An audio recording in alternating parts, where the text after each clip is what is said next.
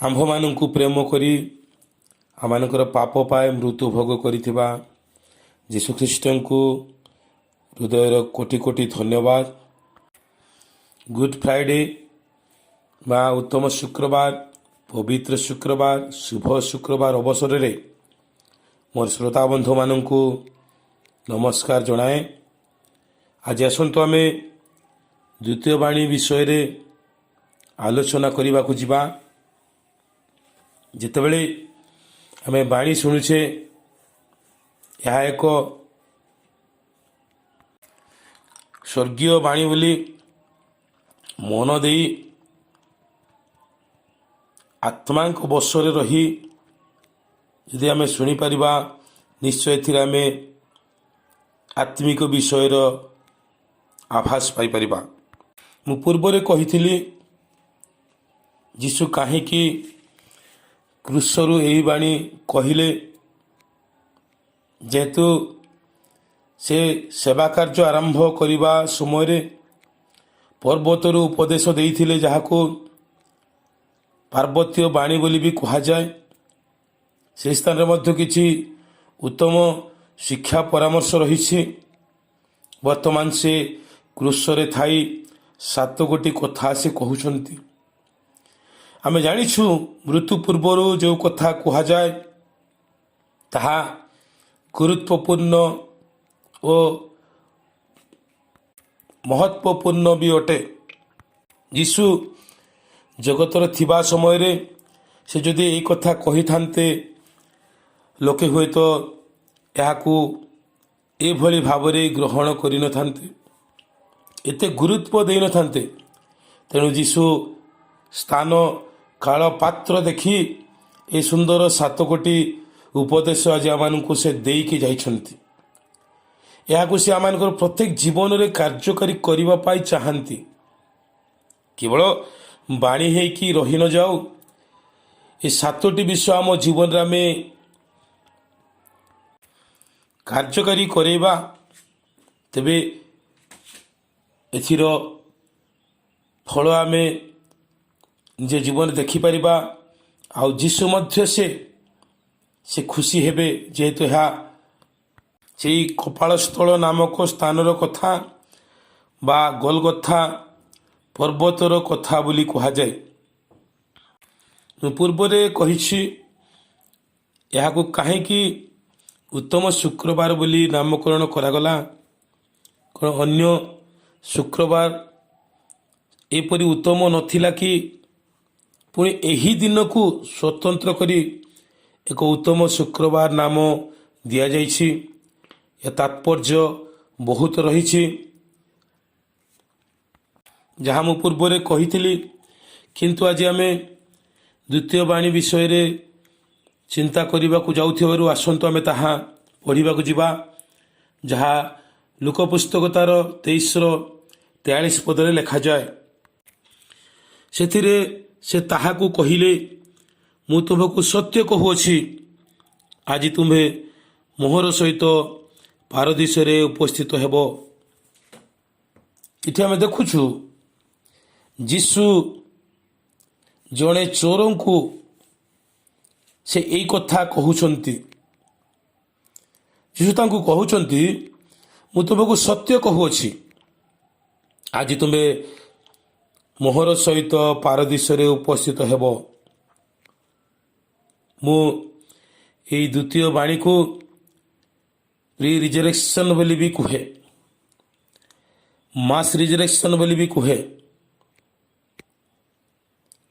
ବାସ୍ତବରେ এই ଯେଉଁ 2ଟି ଚୋର କଥା ଲେଖା ଅଛି, ମାଥ୍ୟୁ ଆଉ ମାର୍କ, ସେମାନେ ଏ ଚୋରମାନଙ୍କ ବିଷୟରେ ଲେଖୁଛନ୍ତି। 2 ଜଣ ଚୋର ବି ଯୀଶୁଙ୍କୁ ନିନ୍ଦା କଲେ, ପରିହାସ କଲେ, ଅସ୍ୱୀକାର କଲେ ବୋଲି ସେମାନେ ଲେଖୁଛନ୍ତି। କିନ୍ତୁ ଲୁକଙ୍କ ଲେଖାରୁ ଯାହା ଆମେ ଦେଖୁଛୁ, କେବଳ ଜଣେ ଚୋର ଯିଏକି ଯୀଶୁଙ୍କୁ ନିନ୍ଦା କରୁଛନ୍ତି, ଯୋହନ, ସେ ମଧ୍ୟ ଏ ବିଷୟରେ କିଛି ଲେଖିଲେ ନାହିଁ। ମୁଁ ଆଗରୁ ବି କହୁଛି ଯେ ଲୁକ जो समस्त विषय लिखिछन्ति बहुत उपकारी विषय सब लिखिछन्ति। आ लोकंक पुस्तक रे आपण माने सठिक विषय देखिबा को पाइबे। जहाँ भी हो आज जो मुख्य विषय रही जीशु से चोर को से पारदीश को नौछन्ति। पारदीशर तो तात्पर्य रही जहाँ को तृतीय स्वर्ग बोली भी कहा जाए। किंतु आज मु कहबी ये दुई जन चोर जे कि जीशुଙ୍କ सहित क्रूसरे टंगा गले। ए चोर मानक मध्यरु जड़े चोर निंदा करुछन्ति लोकंक लेखा प्रकार, आउ जरे चोर जीशुଙ୍କ सपक्ष रे कहउछन्ति। जदि आम देखिबा एई चोर जनक जे कि जीशुଙ୍କ सपक्ष रे कहउछन्ति से अन्य चोर को कहउछन्ति 41 पदरे आम्भे माने सिना न्याय भाव रे दंड भोगुअछु, कारण आम्भे माने निज निजर कर्मर समुचित फल पाउअछु। तापर आम देखुछु 42 पदरे से कहिले, हे जीशु आपण निज राज्य रे प्रवेश कले मते स्मरण करिवे। प्रिय बंधुगण, चोर दुईटी कर्म करिछि। से निजको अनुताप करिछि,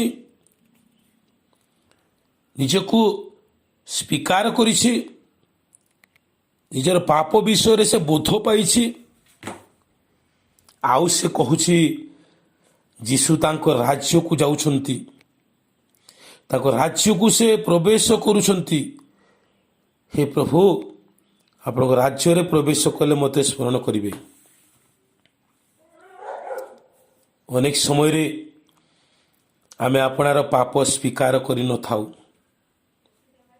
मु कहबी वर्तमान भी आमे निजर पाप पाई अनुतप्त नहु। चोरर जीवन रे अनुतप्त आसिला। मु भाबुछि मते जीशु प्रथम बाणी कहिला परे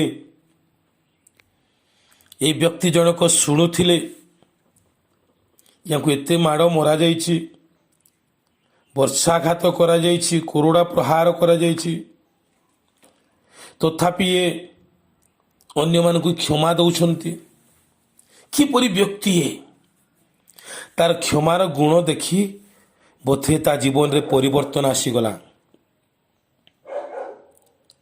कियो बा मु भाबुछि एई चोर व्यक्ति जनक ए ख्रिस्टियान लोक हेइथिबे, जीशुଙ୍କୁ जानिथिबा लोक हेइथिबे, जीशुଙ୍କ सहित चालुथिबा लोक हेइथिबे। भूल बशत भूल काम करी ये आज खुंटरे टंगा जाइछन्ति, क्रूसरे चढ़ा जाइछन्ति। अनेक व्याख्या करिबा रहिले मध्य से समस्त व्याख्या करिबा पाई समय नहीं। एई चोर विषय किछि साम्यक धारणा में पाइबा पाई ए समस्त विषय मु कहली। ए चोर आउ एक कथा जहाँ कहउछन्ति, आपण निज राज्य रे प्रवेश कले मते स्मरण करिवे। ए केमिति जानिले जे जीशु तांको राज्य को जाउछन्ति। 3 वर्ष 6 मास जीशुଙ୍କ सहित रहिला परे आज शिष्य माने जानी पारुनाहंती जीशु केउ आड़े जाउछन्ति, केउ स्थान को जाउछन्ति। यदि आमे से जोहन 14 तार 4-5 पद देखिबा, पुणी मु जो स्थान को जाउछि ताहार पथ तुमने जान। थोमा ताहांको पचारिले, प्रभु आपण केउ स्थान को जाउछन्ति ता माने जानु नाही, पथ बा किपरि जानी पारू। देखंतु तो तले फिलिप भी कहउछन्ति आज 3 वर्ष 6 मास खाइला परे पीला परे आश्चर्य कार्य देखिला परे जीशुଙ୍କ सहित रहिला परे ଯୀଶୁ କେଉଁ ସ୍ଥାନକୁ ଯାଉଛନ୍ତି ସେମାନେ ଜାଣିପାରୁନାହାନ୍ତି। ଏ ଜଣେ ଚୋର ବ୍ୟକ୍ତି ଯିଏକି ଚୋରି କାମ କରେ, ଚୋର କାମରେ ସେ ଅଭ୍ୟସ୍ତ କି ନାହିଁ ତାହା ମଧ୍ୟ ଆମେ ଜାଣୁନାହୁଁ, କି ଭୁଲବଶତଃ ସେ ଚୋର କାମ କରି ଧରା ପଡ଼ିଛନ୍ତି ତାହା ମଧ୍ୟ ଆମେ ଜାଣିନାହୁଁ। କିନ୍ତୁ ଆମେ ଜାଣୁଛୁ ଯେ ଏ ଜଣେ ଆତ୍ମିକ ବ୍ୟକ୍ତି ହୋଇଥାଇପାରନ୍ତି। ଯୀଶୁଙ୍କ ରାଜ୍ୟକୁ ଯିବା କଥା ସେ ଜାଣିପାରୁଛନ୍ତି। ପ୍ରିୟ ବନ୍ଧୁଗଣ, ଆଜି ଦ୍ୱିତୀୟ ବାଣୀ ଯୀଶୁଙ୍କର ସ୍ୱର୍ଗୀୟ ବାଣୀ ଚୋର ନିମନ୍ତେ ଥିଲା। ଚୋରକୁ ସେ ଏଇ କଥା କହିଲେ, ତୁମେ ଆଜି ମୋ ସହିତ ପାରଦୀସରେ ଉପସ୍ଥିତ ହେବ। ଏହି ଦିନ ଶୁକ୍ରବାର ଦିନ ଏକ ପୁନରୁତ୍ଥାନର ଆଭାସ ମିଳେ। ଅନେକ ସାଧୁ ଭକ୍ତମାନେ ସେମାନେ ଉଠି ପୁଣ୍ୟନଗରୀ ଜେରୁସାଲେମରେ ପ୍ରବେଶ କରିବା କଥା ଆମେ ଦେଖିପାରୁଛେ। ଏଥିପାଇଁ ପୂର୍ବରୁ ମଧ୍ୟ ଆଦି ପୁସ୍ତକରେ ଏଥିର ଏକ ନିଦର୍ଶନ ମାନଙ୍କୁ ଦେଖିବାକୁ ମିଳେ। ଯଦି ଆଦି ପୁସ୍ତକ 8 ପର୍ବରେ ତାର 11 ପଦରେ ଆମେ ଦେଖିବା, ଏକ ସୁନ୍ଦର କଥା ସେ ଜାଗାରେ ଲେଖାଯାଏ। ଏଇ ଯୀଶୁଙ୍କର ଚୋରକୁ ନେବା କଥାର କିଛି ବିବରଣ ଆମମାନଙ୍କୁ ମିଳିପାରିବ। ସେ ଜାଗାରେ ଯେଉଁ କାର୍ଯ୍ୟ ନହ କରିଥିଲେ, ପାଣିର ହ୍ରାସ ବୁଝିବା ପାଇଁ ସେ ଦାମରା କାଉକୁ, କାପ୍ତାକୁ, ପୁଣି 7 ଦିନ ପରେ କାପ୍ତାକୁ, ଆଉ ପୁଣି 7 ଦିନ ପରେ କାପ୍ତାକୁ, ଏପରି ସେ 4 ଥର ପଠେଇଥିଲେ। ସେଥିମଧ୍ୟରୁ ଆମେ ସେ 8-11 ପଦ ଦେଖିବା। ତହିଁରେ କାପ୍ତା ସନ୍ଧ୍ୟାବେଳେ ତାଙ୍କ ନିକଟକୁ ଫେରି ଆସିଲା। ଆଉ ଦେଖ, ତାହାର ଚଞ୍ଚୁରେ ଜିତବୃକ୍ଷର ନବୀନ ପଲ୍ଲବ ଥିଲା। ଏଣୁ ପୃଥିବୀର ଜଳ ହ୍ରାସ ହୋଇଅଛି, ଏହା ନହ ବୁଝିଲେ। ଯୀଶୁ ତ ରବିବାର ଦିନ ଚୋରକୁ ନେଇପାରିଥାନ୍ତେ, କାହିଁକି ଶୁକ୍ରବାର ଦିନ କଥା ଆମେ ଦେଖିବାକୁ ପାଉଛୁ? ସେ କାହିଁକି ଗୋଟେ ଚୋରକୁ ସେ ସ୍ୱର୍ଗରାଜ୍ୟକୁ ନେଉଛନ୍ତି ସାଥିରେ? କିଏ ମିଳିଲେ ନାହିଁ? ଭଲ ଭଲ କ୍ୱାଲିଟି ଲୋକ, ଜ୍ଞାନୀ ଲୋକ, ବୁଦ୍ଧିମାନ ଲୋକ, ନେତା ମନ୍ତ୍ରୀମାନଙ୍କୁ ନେଇଥାନ୍ତେ, କିନ୍ତୁ ଏକ ଚୋରକୁ ସେ ସ୍ୱର୍ଗରାଜ୍ୟ ନେଉଛନ୍ତି। ସେ ପିତାଙ୍କୁ ଦେଖେଇବେ, ଦେଖନ୍ତୁ ମୁଁ ଜଗତରେ ଏହିପରି ଚୋରମାନଙ୍କ ସହିତ ମିନିଷ୍ଟ୍ରି କରିଛି, ଏହିପରି ଲୋକମାନଙ୍କ ସହିତ ମୁଁ ରହିଛି। ତାର ଉଦାହରଣ ସ୍ୱରୂପ ଚୋର ଥିଲେ। ଯଦି ଆମେ ଦେଖିବା, ଆଜି ନହ ମଧ୍ୟ ସେ ପାଣି କମିଛି କି ନାହିଁ ଜାଣିବା ପାଇଁ ସେ ଏକ କାପ୍ତାକୁ ପଠାଉଛନ୍ତି, ଯାହାକୁ ଯୀଶୁଖ୍ରୀଷ୍ଟଙ୍କ ସହିତ ତୁଳନା କରାଯାଏ। ପ୍ରଭୁଙ୍କ ଇଚ୍ଛା ହେଲେ ମୁଁ ଏଥିର ସମ୍ପୂର୍ଣ୍ଣ ବିବରଣୀ ପରବର୍ତ୍ତୀ ସମୟରେ ଆପଣମାନଙ୍କ ସମ୍ମୁଖ ରଖିବି। ଏକ କାପ୍ତାକୁ ସେ ଛାଡ଼ୁଛନ୍ତି, ଯେଉଁ କାପ୍ତା କି ସେ ବୁଲି ବୁଲି ଯେତେବେଳେ ନହଙ୍କ ନିକଟକୁ ଫେରି ଆସୁଛି, ତାଙ୍କ ଗୋଡ଼ରେ, ତାଙ୍କର ସେଇ ପାଦରେ, ଚଞ୍ଚୁରେ ଜିତବୃକ୍ଷର ନବୀନ ପଲ୍ଲବ ଥିଲା ବୋଲି ଦେଖାଯାଉଛି। ଏଇ ଯେଉଁ ଜିତବୃକ୍ଷର ନବୀନ ପଲ୍ଲବ ହେଉଛନ୍ତି ଚୋରର ନିଦର୍ଶନ। ନହ ଦେଖିଲେ ଯେ କାପ୍ତାଟି କୌଣସି ଗୋଟେ ଗଛ ଉପରେ ବସିଛି, ତା ଅର୍ଥ ପାଣି ଶୁଖିଛି, ପାଣି କମିଛି। ଏଥିରେ ନହ ସେ ଖୁସି ଅନୁଭବ କଲେ, ଯାହା ହଉ କାପ୍ତାଟି ଆମମାନଙ୍କୁ ଏକ ଶୁଭ ଖବର ଆଣିଦେଲା। ନହଙ୍କର ଏ ଲେଖାରେ ଆମେ ଦେଖୁଛୁ ଏକ ଉତ୍ତମ ବିଷୟର ସୂଚନା। ସେଇ କାପ୍ତାଟି ଏକ ଭଲ ସୂଚନା ଆଣିଦେଲା। ଆଉ ଜାହାଜରେ ଥିବା ସମସ୍ତଙ୍କ ପାଇଁ ଏହା ଥିଲା ଏକ ଖୁସିର ଖବର। ଠିକ୍ ଯୀଶୁଖ୍ରୀଷ୍ଟ ସେହିପରି ସେ ଏକ ଚୋରକୁ ସେ ନେଇକି ଯାଉଛନ୍ତି। ଯେତେବେଳେ ସେ ଯାଉଛନ୍ତି ସ୍ୱର୍ଗରେ ବି ଏକ ଖୁସି, ଏକ ଆନନ୍ଦର ମାହୋଲ ଦେଖିବାକୁ ଆମେ ପାଉଛୁ। ନିଶ୍ଚୟ ଏପରି ହେଇଥିବ। ତେଣୁ ଯୀଶୁଖ୍ରୀଷ୍ଟ ସେଦିନ ଚୋରକୁ ସେ ସାଥିରେ ନେଇକି ଗଲେ, ଯାହା ଜିଖର୍ୟ 13:6 ବି ଲେଖାଯାଏ, ପୁଣି ତୁମର ଦୁଇ ବାହୁ ମଧ୍ୟରେ ଏହି କ୍ଷତ ଦାଗ ସବୁ କ'ଣ? ଏହା କେହି ତାହାକୁ ପଚାରିଲେ ସେ ଉତ୍ତର କରିବ, ମୁଁ ଆପଣା ବନ୍ଧୁମାନଙ୍କ ଗୃହରେ ଯେଉଁ ଆଘାତ ପାଇଥିଲି ଏସବୁ ସେହି। ପ୍ରଭୁ ଆଜି ଯେତେବେଳେ ସେ ସ୍ୱର୍ଗରେ ପ୍ରବେଶ କରିବେ, ସେହି ସମୟରେ ତ ସମସ୍ତ ବିଷୟକୁ ସ୍ୱର୍ଗରେ ସେ ପ୍ରକାଶ କରିବେ। ଆଉ ସେଠାରେ ଲେଖା ଅଛି, ମୋ ବନ୍ଧୁମାନଙ୍କ ଗୃହରେ ଏସବୁ ମୁଁ ଆତିଥ୍ୟ ପାଇଛି।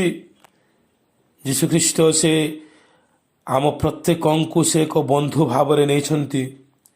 ସେ କହିନାହାନ୍ତି ଯେ ଆମକୁ ଏତେ କଷ୍ଟ ଦେଲେ, ମୋତେ ଏତେ ମାଡ଼ ମାରିଲେ, କିନ୍ତୁ ସେ ବନ୍ଧୁମାନେ ବୋଲି ସମ୍ବୋଧନ କରୁଛନ୍ତି। ସେ ଜଗତକୁ ଆସି ଯେଉଁ ସବୁ କଷ୍ଟ ଭୋଗିଥିଲେ, ତା ହାତରେ, ଗୋଡ଼ରେ, ବାହୁରେ, ଛାତିରେ ଯାହା ସବୁ ଲାଗିଥିଲା ସେ ସବୁକୁ ସେ ସହ୍ୟ କରିଗଲେ। ପ୍ରିୟ ବନ୍ଧୁଗଣ, ଆଜି ମୁଁ ଏତିକି କହିବାକୁ ଚାହେଁ, ଚୋର ଶେଷ ମୁହୂର୍ତ୍ତରେ ସେ ପାପ ସ୍ୱୀକାର କଲା, ଅନୁତାପ କଲା, ଆଉ ସେ ସ୍ୱର୍ଗ ରାଜ୍ୟର ଅଧିକାରୀ ହେଲା। ଆମେ ବି ବର୍ତ୍ତମାନ ଶେଷ ସମୟରେ ଅଛୁ, ଶେଷ ସପ୍ତାହରେ ଅଛୁ। ଯଦି ଆମେ ମଧ୍ୟ ଆପଣାକୁ ସମର୍ପିତ କରିବା, ଆମେ ମଧ୍ୟ ଆପଣାକୁ ଅନୁତପ୍ତ ଜୀବନଯାପନ କରିବା, ତେବେ ସ୍ୱର୍ଗ ରାଜ୍ୟ ଆମମାନଙ୍କ ପାଇଁ ରହିଛି। ପ୍ରଭୁ ଆମକୁ ବି ତାଙ୍କ ରାଜ୍ୟକୁ ନେବା ପାଇଁ ସେ ଚାହୁଁଛନ୍ତି। ସେ ରାଜ୍ୟ ପ୍ରସ୍ତୁତ କରିବାକୁ ଯାଇଛନ୍ତି, ପୁଣି କେତେବେଳେ ଆସିବେ ଆମେ ଜାଣିନାହୁଁ। ତେଣୁ ସବୁବେଳେ ପ୍ରଭୁଙ୍କ ଠାରେ ରହି ଆତ୍ମିକ ଭାବରେ ଯଦି ବଞ୍ଚିବା, ଅନୁତପ୍ତ ଭାବରେ ବଞ୍ଚିବା, ପ୍ରଭୁ ଆମକୁ ମଧ୍ୟ ତାଙ୍କ ରାଜ୍ୟକୁ ନେବେ। ପ୍ରଭୁ ଏ ବାକ୍ୟ ଦ୍ୱାରା ଆଶୀର୍ବାଦ କରନ୍ତୁ। ଆମେନ୍।